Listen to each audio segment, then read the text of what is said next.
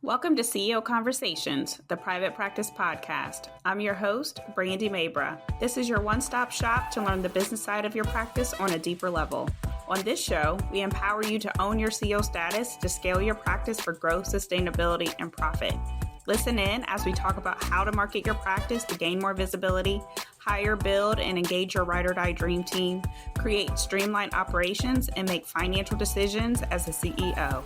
It's time to show up as a confident leader to create a practice and life you love. Let's get started. Hello. Welcome to another episode of CEO Conversations, the private practice podcast. Welcome back. It is Brandy here. I am so excited about today's conversation. So we are diving into the world of websites. And I know before you even say, well, I just did a rebrand last year, or I just did a rebrand last month, or if you were in the boat, man, this is a really timely topic and my website is a hot mess. Or if you're in the middle where maybe you did a website rebrand maybe a couple years ago, maybe 3 years ago, then this episode is for you. Even if you are in a place of thinking like does not apply, I still want you to listen to this episode because I had the pleasure of sitting down with Jess Freeman, who is amazing. She understands healthcare practices. She's worked with a number of them. She definitely dives into that niche. And there was just so many gems of information that I was taking like mental notes as she was talking for, just some of the information that she talked about with SEO or search engine optimization, rebranding as a healthcare practice, because there's the good, the bad, and the ugly when it comes to websites. So we dive into that. We dive into just ways to enhance what you already got going on, some exact time frames for when you need to consider doing a rebrand. So if you are the one who is like, oh, I just did it a couple months ago, you still need to listen to this episode. She also dives into, just what you need to do in order to gain more visibility for your practice as well. So there was just so much great information in this episode. So I cannot say enough about Jessica and the work that she's doing in the world. And so let me tell you more about Jessica Freeman. So she is the creative force behind the award-winning JessCreatives, and is also an accomplished author and a dedicated wife and mom. She's passionate about transforming businesses into unique and vibrant online entities. You'll hear that through how she just really engages in the conversation. Jess uses her expertise to help professionals attract better clients and patients and to stand out in the digital world.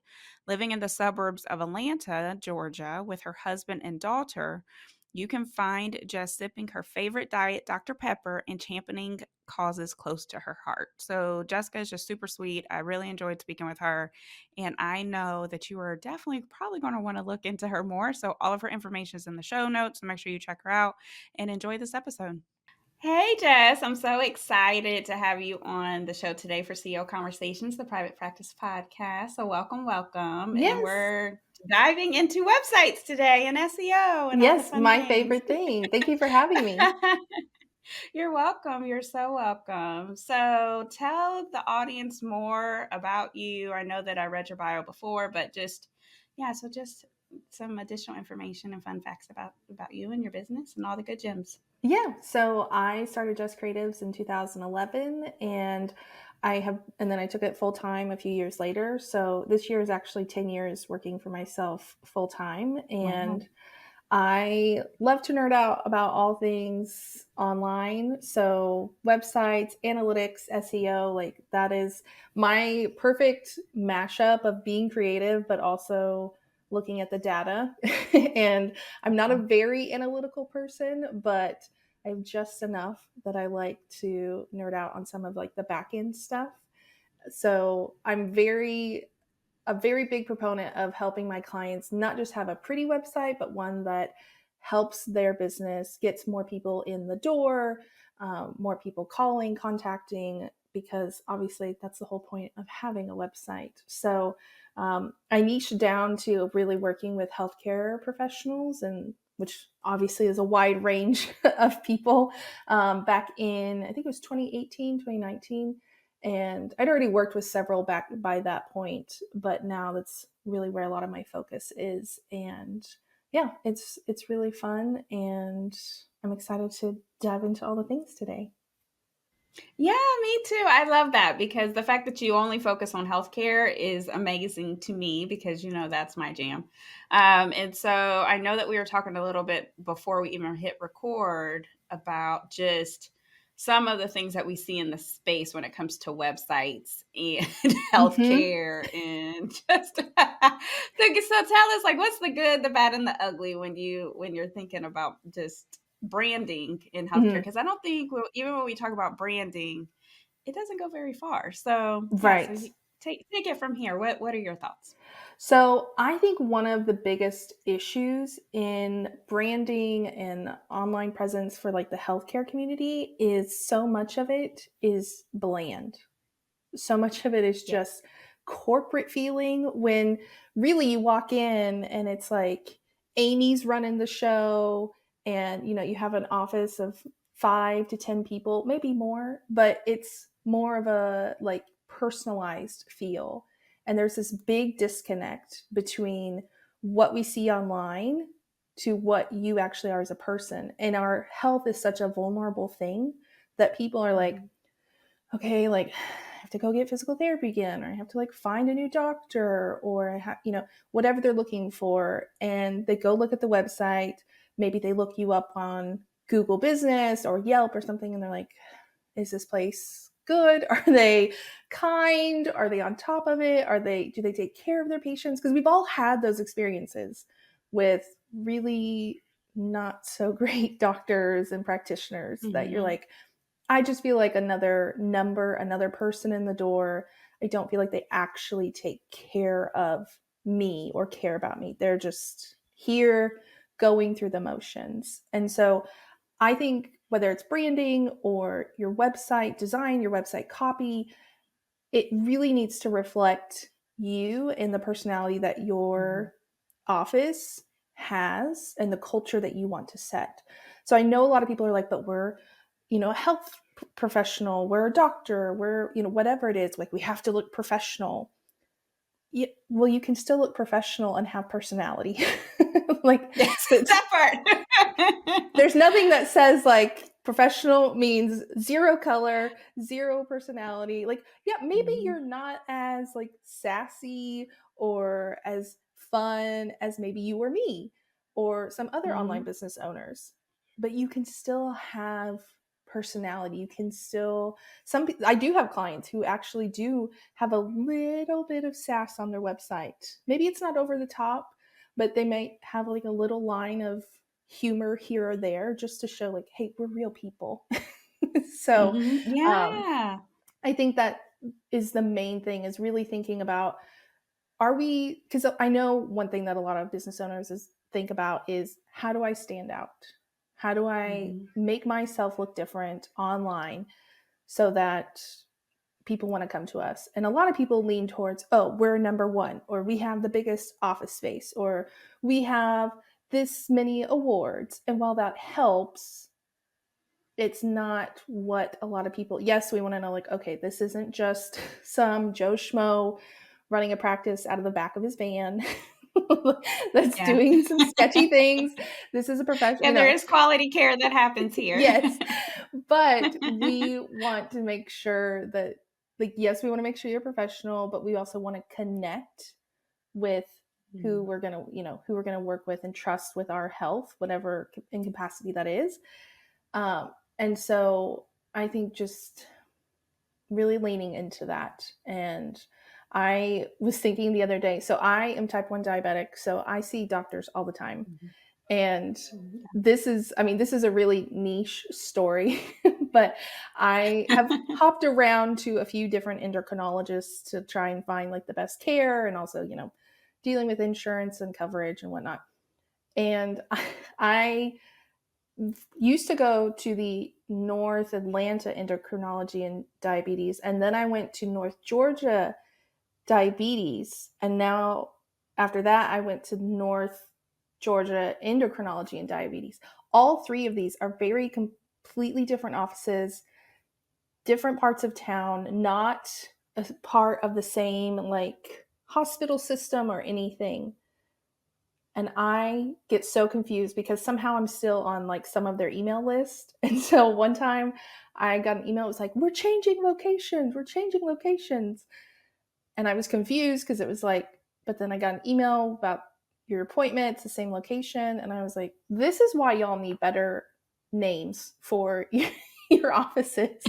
Because if you're just trying to name it something really bland, and it doesn't help, of course, Mhm. all of their websites, very bland, very corporate. Their names all sound the same. Domains are pretty similar, even. And so it can get really confusing. So, yes, there's differentiating yourself with a brand name, but it goes much further than that. And it goes to the personality, the culture of your office, the culture of your people, and how they're interacting with your clients and customers.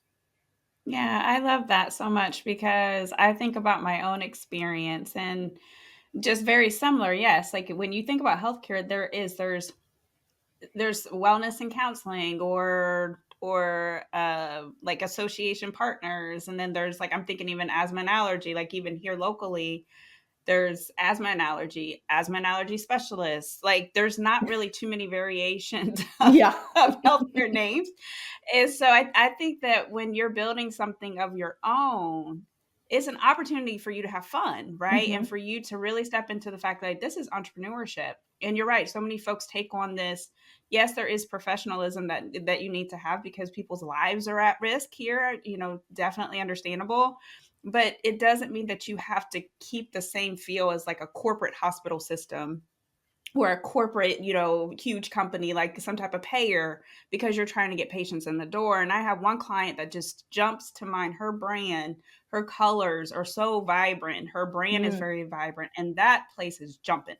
And but when you go into her office, like her office feels very much in alignment with her, with her practice. And the colors that are inside replicate the colors that are on her website. Like she's definitely got it down pat for when and just how you feel when you're in that space.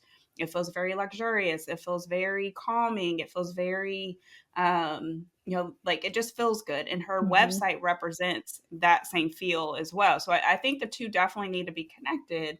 And so I love everything that you're saying. The other thing too is I've managed multiple locations, led, grown, build multiple locations. And I will tell you, even within the same practice, each location has its own individual Mhm. personality and its own individual feel because of the patients that come in the door, because of the team that is working, because of the providers that are there.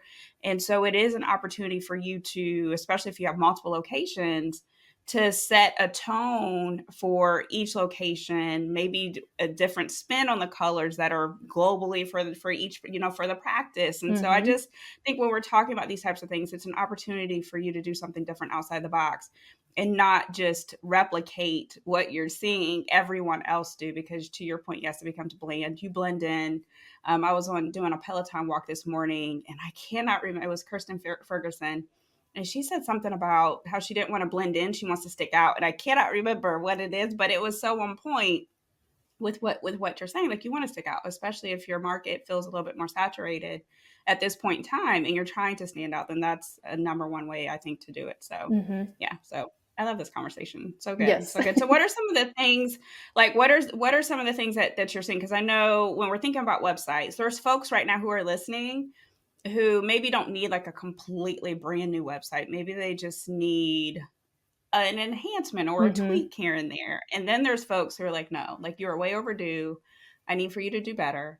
Set the money aside to make the investment or go ahead and pull the, like go ahead and pull the trigger in order to make the investment. So what are your thoughts around that? Yeah, so I'm definitely not someone who just is flat out, everyone needs a new website. I'm never one to Mm-hmm. recommend that because one, I know everyone has different budgets. And I think even if you're like, okay, we can't afford this right now, but we want to at least try and make it better, like use a band aid for a little bit and maybe in a few years, then that at least will help a little bit. There's no sense in doing, oh, okay, well, we're just not going to do anything for 5 years until we get a new website. Like we can at least take baby Yeah. steps.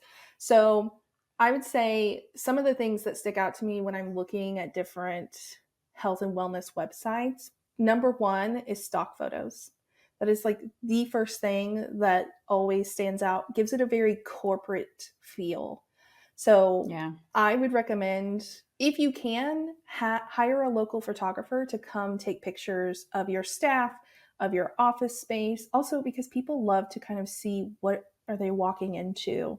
I know a lot of people even are like, I'm someone, I'm like, am I gonna have to park on the street? Is there a parking lot? Like what's the building gonna look like? So even pictures of the outside, maybe you don't need a picture of your parking lot, but what they can expect and what it's going to look like. Because again, that's going to help with that feel and that culture of your office. And so if they see like, oh, it's really warm colors, it looks really friendly, and it's not just these like plain beige walls with, whatever. So the stock photos, obviously it's hard to get photos of like clients. I know that's why a lot of Mhm. offices use stock photos, because we have a photo of like a doctor and a patient, or a counselor and a patient, or whatever. There are at least better stock photos. A lot of people default to Mhm. the really cheesy, over the top stock photos. You can also potentially have your office staff pretend to be your clients. I know I've had Yeah. clients that do that. It's like the secretary and the admin are like pretending to be clients, or like in Mhm. the room, or wherever.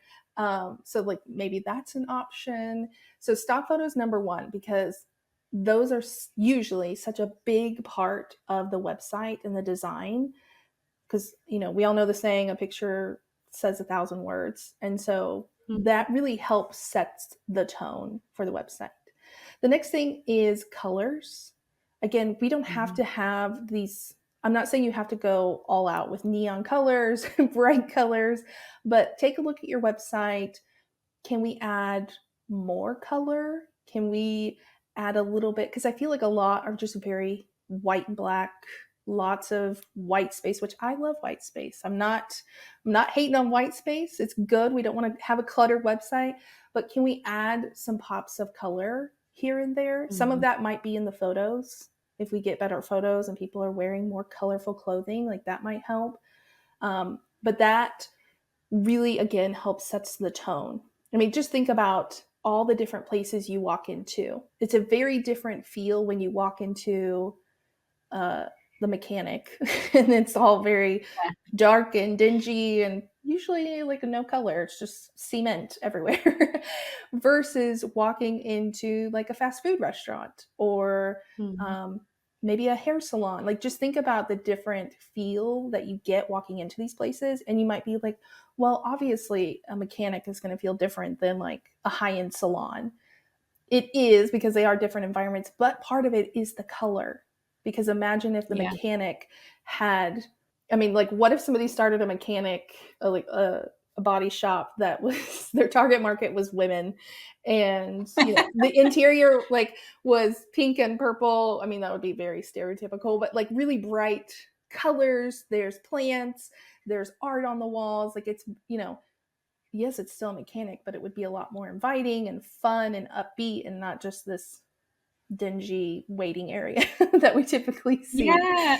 Yeah, I would love that. Actually, that's a complete vibe. I'm Right? always about vibes, and I'm like, I would take my car there, maybe even have, like, a spa on the side or some Hmm. like, I can get my nails done while I wait for my car. Like, Yes. there's if anybody is listening who wants to start a side business or Right. maybe an additional revenue stream, I think this is a market. I really Okay, do. so like Brandy and I will just like consult, give our feedback as Yes. you build this business, okay?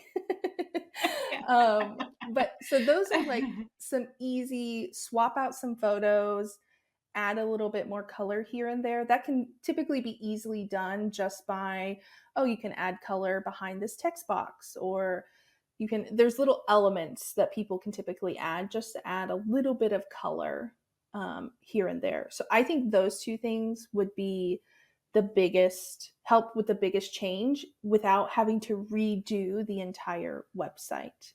Now, I do Yeah. have people who come to me and they're like, I don't know if I need to redo my site. How do I know like if I should just tweak it, or and it's always funny because they're like, do you think I should redo it or just tweak it? And I'm like, okay, so I'm kind of biased.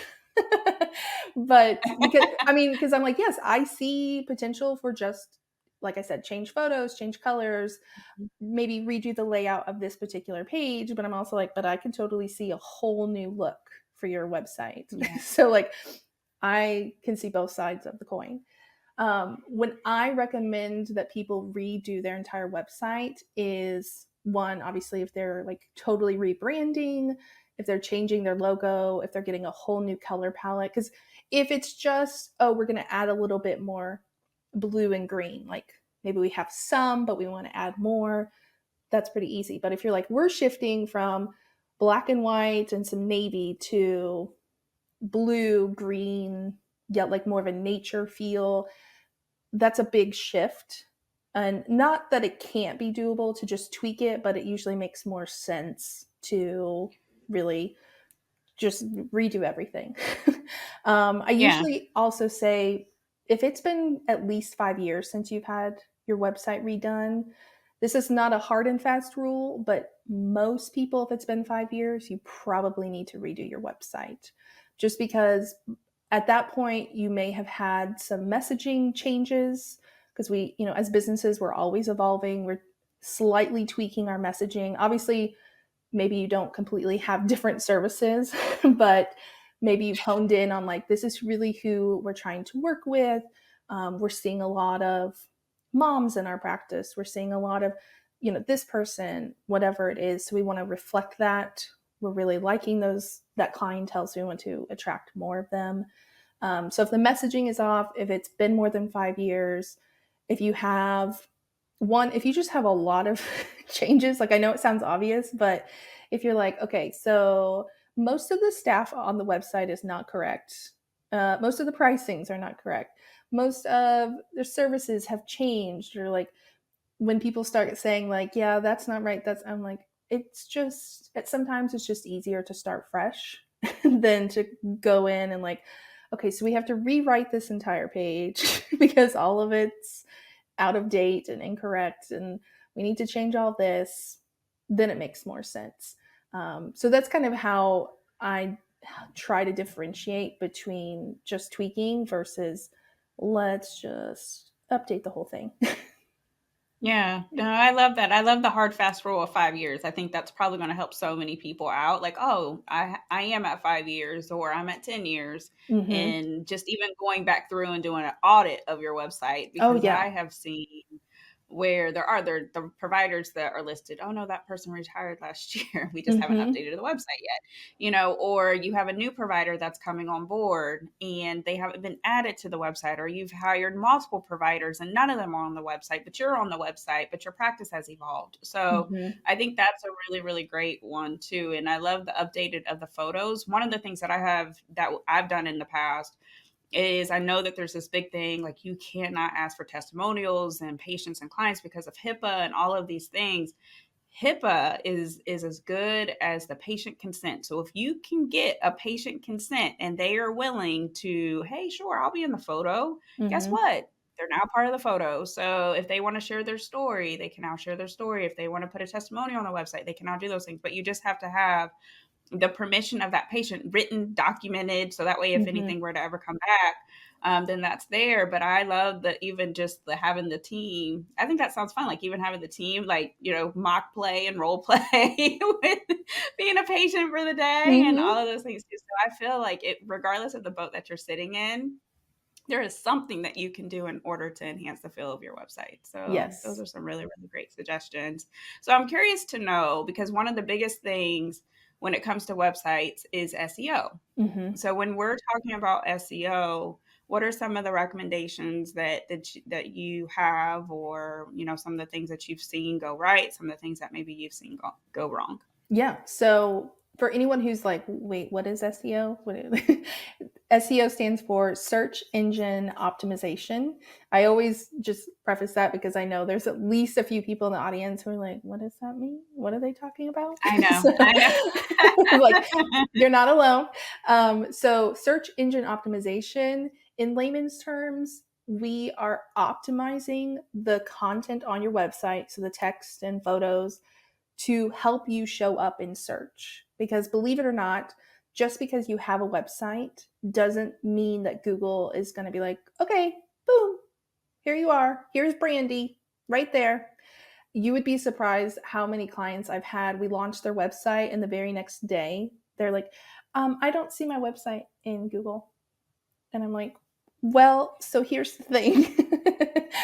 So Google takes, like, if your website is brand new, like it has never existed before, it's going to take a few months for it to show up. Those of you who have had a website for a while, a few years, 10 years, 20 years, we have a much better chance of getting you to show up in Google, because one of the things Google pays attention to is domain authority. Basically, how much you have been in Google, if you're linked from other websites, but also just even how old your domain is. So like my website has been around for 10 years or 13 Yeah. years, whatever. So I have a lot more age compared to someone who is just setting up their website today. So Mm-hmm. we need to optimize the content. One of the biggest mistakes and easiest things to fix is people don't include like their location and the specifics of what they do in their content. So we were talking earlier about like all my endocrinologists, and they have those kind of bland names. I know part of it is, one, probably they're just not very like creative people. They're doctors, like they're not thinking Mm-hmm. creatively. No offense, no offense. It's Yeah, not their no fault. offense, no offense, but yeah, That's yeah, just, that they're is. not like, ooh, let me think of a name for my practice. Like they're thinking Mm-hmm. about patients. But Yeah. also And it might be yeah. from an SEO perspective. Mm-hmm. So, because like, and you mentioned the asthma and allergy, it's super easy to show up in search when people are searching for asthma and allergy Atlanta, or, whatever. So, not to say you need to name your business with those keywords, because we can add it in. I mean, think about, my business name is JessCreatives. It doesn't say the word design, it doesn't say website design, like it doesn't have to. But often I go to these health and wellness websites, I go to these different, offices, and look at their website, and nowhere does it say, at least not very visibly, their location. And I'm not saying like on your contact page, I'm saying on your homepage, it needs to say like Atlanta physical therapist, and like that, like be very visible on the homepage, but it also needs to be on throughout all of your copy. So I work with a lot of dietitians, especially, and so many. It might say like, "Oh, I'm a dietitian who helps women with PCOS." Great, but then you get into their copy, like their body copy, and they're just talking about feelings, and you're struggling with this and whatever, and you never see the word dietitian again. Or Yeah. maybe they're talking about the symptoms of PCOS, but they're not actually saying the word PCOS. And so you need to include these words into your copy. There's also this is something that overwhelms some people. So if you hear this and you're like, what is she talking about? Don't worry. But there is the front end of the website, what you and I see when we go look at a Mm-hmm. website. That's the front end. The back end is what I see as a web designer. That's where I go in to design things, move things around, blah, blah, blah. Well, there's also back end SEO. So you can optimize the SEO title for your website pages. And that's something a lot of people do not do. So if you've ever gone, which I'm sure most of us have, gone to Google and typed in, physical therapist in my area, or, restaurants, whatever, you usually Mm-hmm. see something, the restaurant name, the office name, whatever. But sometimes you might see best chiropractor in Atlanta or something along those lines. But sometimes you also might see home dash and then like the office name. So that home dash, that means they have not done any SEO. That is just that they have not optimized their site at all. Oh, wow. So, because that's the default setting, is just that it's Mm-hmm. the page name. So home, about, services, whatever. if they've not done any optimization, that's what it appears like in search results. Whereas those who Mhm. optimize, that best chiropractor in Atlanta is showing up, and that might be their homepage, but they've added that Mhm. SEO title to help show up in search because people are literally searching best chiropractor in Atlanta or chiropractor in Atlanta, something like that. So we need to add your location and what you do into your copy, into your headings, but also on the back end. Now, I say Yeah. all this, there's one thing you want to avoid doing, and I'm sorry, but dentists are the worst at this. I don't know why. I don't know if it's just the SEO agencies that specialize in working with dentists, but so many dentists, if you go like after you listen to this episode, go search like local dentists in your area. Most of them, if you scroll down to the bottom of any of the pages, there will be massive blocks of text that are like, we are an Atlanta dentist serving people in Atlanta. So if you need an Atlanta dentist, we can help people in Atlanta. We also serve, and then they list like 25 of the cities that are in the suburbs. And they're like, so if you live in these Atlanta suburbs and counties and whatever, it's just all gibberish. And so that is Mhm. called keyword stuffing. And they think by saying Atlanta dentist and some combination of that 1,000 times, it will help with their SEO. And they think if I just name all 25 suburbs, then I will show up. If someone searches dentist in such and such suburb. Yeah. um, and unfortunately, that's not how it works. Now, it is good, obviously, like on somewhere on your site, if you want to list out, like, oh, we serve, Mhm. all these people in this area, which doesn't make sense to me because no one, I don't think any health practitioner is going to be like, oh, I'm sorry, you live in that suburb. I don't serve Right, you. we can't help you. No. It's all about insurance or whether you're paying out of pocket. Like it's nothing about like what city do Mhm. you live in? I'm sorry, you're too far. Like it's just Yeah, an yeah, we SEO can't see tactic. you. But if you want to list it, you can. But so include your keywords, but don't sound like a Mhm. robot.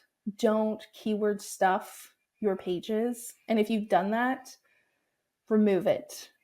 I don't care if you Yeah. hired some SEO agency, they're lying to you. And especially with the last few Google algorithm updates, you're probably being penalized because of it. And so, Oh, wow. yeah, Google has rolled out some big updates in the last year that are really cracking down on helpful content, that we're prioritizing real content, not AI, not keyword stuffing, not fluffy content. And so, unfortunately, I think, again, not to call out the dentist, but for some reason, it is really the dentists who do it. They have a lot of fluffy content on their website just for SEO purposes. So I have a feeling that a lot of them are going to be penalized. And by penalized, it doesn't mean they get a letter in the mail. It doesn't mean they pay a fine. Nothing like don't if They anyone's go to like, what is jail. a penalty? What's gonna happen? It's a penalty in terms of you get bumped down in the rankings. So when someone searches, they're not showing up number one or two, they're further down in search results. So that's what that means. Yeah. Yeah, no, that's those are a lot of great gems. So I don't know if folks are listening if they need a notebook for that for definitely for that section because there is because I think when we think about SEO, no one really knows unless if you've worked with maybe somebody or you've done research or you read up about it, um, how it works behind the scenes. But I like even with like the stuffing. So for Mhm. those folks who are like, "Oh, that's me." How many times is it appropriate for you to mention maybe like your specialty or how you help or your location? Like, what does that look like? So the hard part is there's no hard and fast rule. Like Google's not like 7 times per page. Otherwise, we start looking at you suspiciously. But I just like to remind people like, one, we do want to include the keywords. So, yes, you want to, you could have like there's a section on your homepage. It's like, why choose us as your Atlanta dentist? Like you could have that. We just don't want it to be over the top. So when you say it out loud, does it sound ridiculous? Oh, that's That's a good good. one. Yeah. Yeah. There's also, I will say, if you are using WordPress for your website platform, there is a plugin, well, lots of plugins actually, SEO plugins. If you've done any SEO or you hired someone, you probably already have these plugins. They actually help kind of optimize they don't do it for you, but they help you optimize your own pages. And they will literally give you a little check mark because of how many times you used your keyword.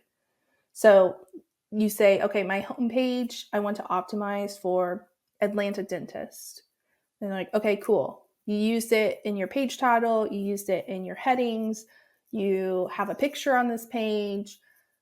You've only used Atlanta dentist, like the phrase, one time on your entire page.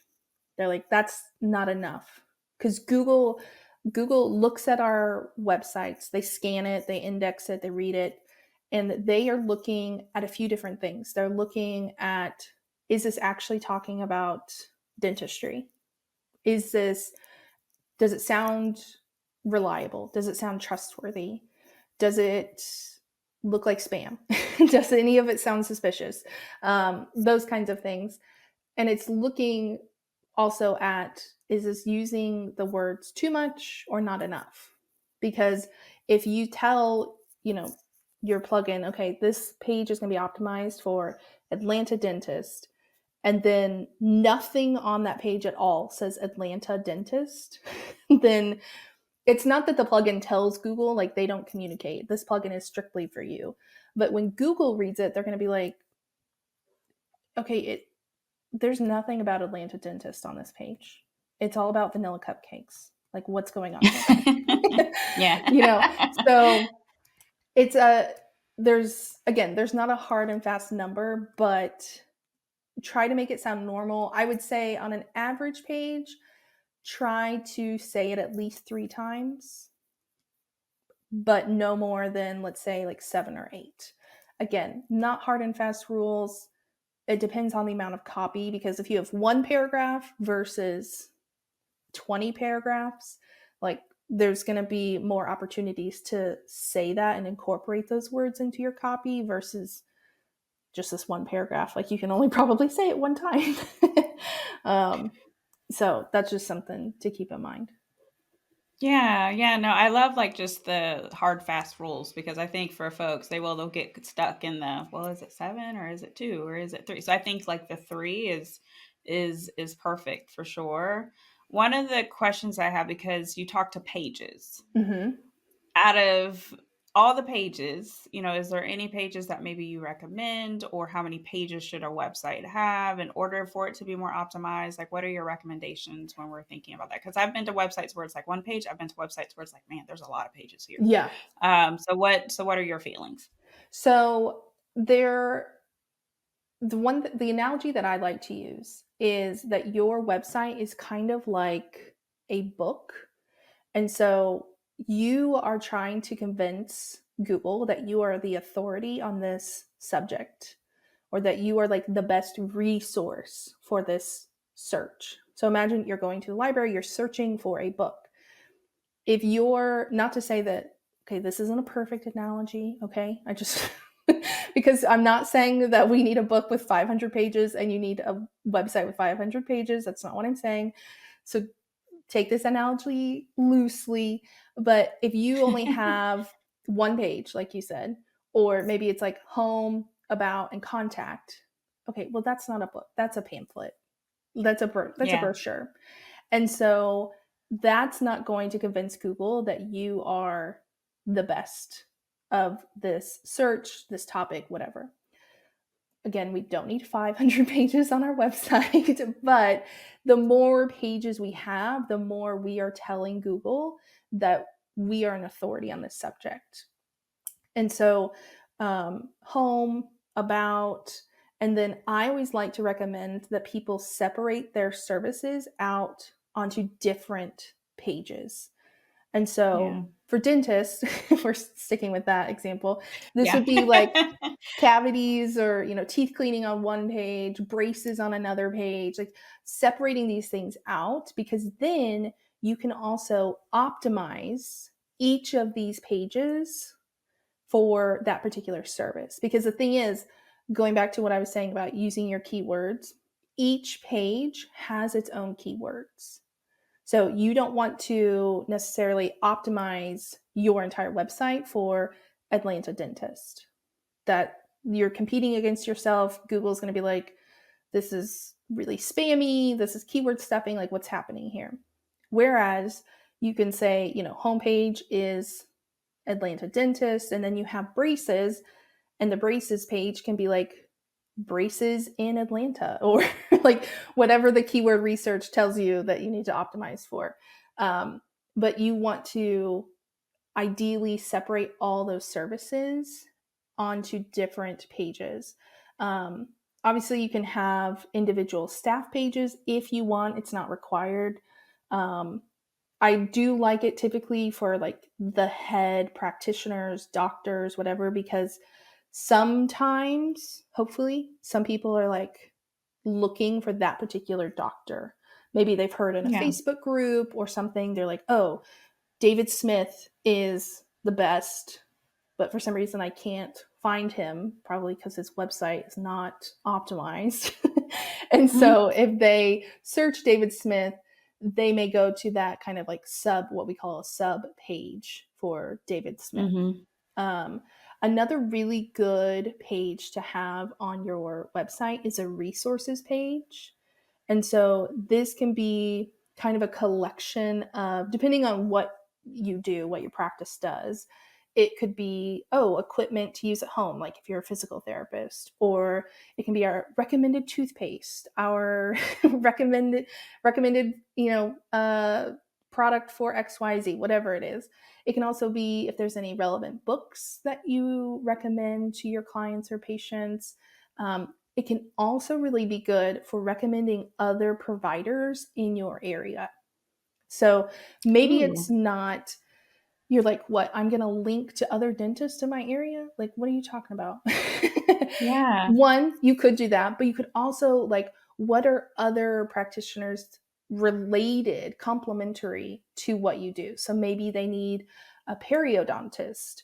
Maybe the chiropractor needs to recommend physical therapist or a massage therapist or anything like that. So, what are other services that your clients might need either before or after or in conjunction with what you're offering them? And so, Yeah, that's a the, good one. yeah. And so, if you, and part of this is good, just one, you're serving your clients, but then you can optimize that page for dental resources, or, whatever it is.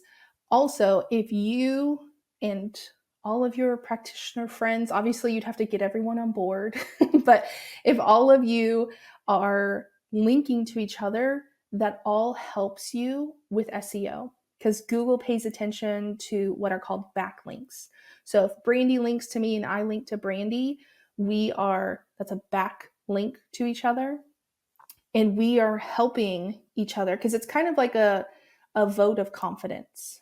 And so if I have good SEO and Brandy has good SEO, or even if Mhm. one of us, it has like some SEO, doesn't have to be even good, but if you have a little bit, it's a vote of confidence. And Google's like, okay, so Brandy trusts Jess and Jess trusts Brandy. So they're good.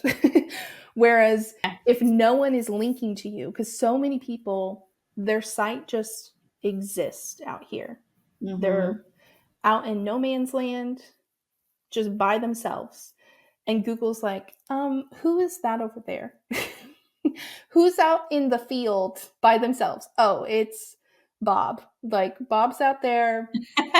No one's linking to him. We're not really sure Mhm. if he is reputable. Maybe he's sketchy.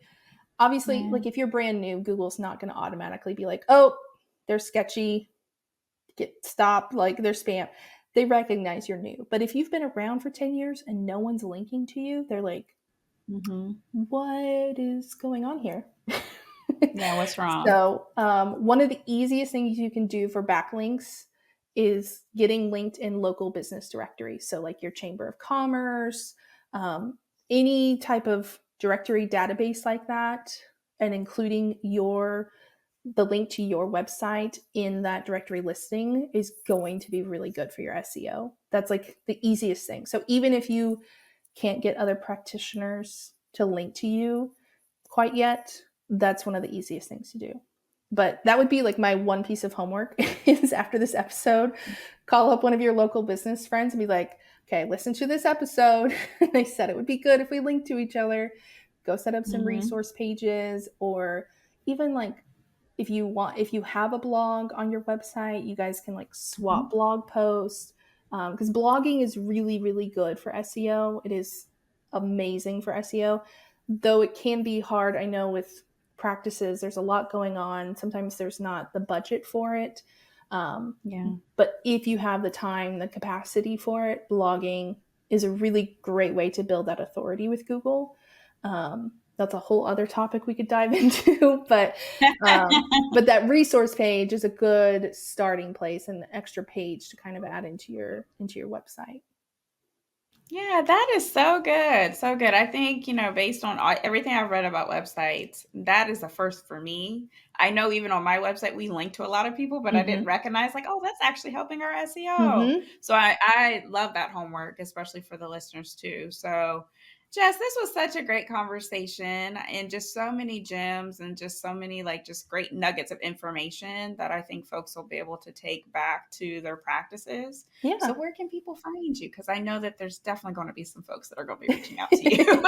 So I'm pretty easy to find. I'm at Jess Creatives, like on social media. That's Jess Creatives, S at the end. Sometimes people forget the S at the end. And then jesscreatives.com, JESS creatives.com.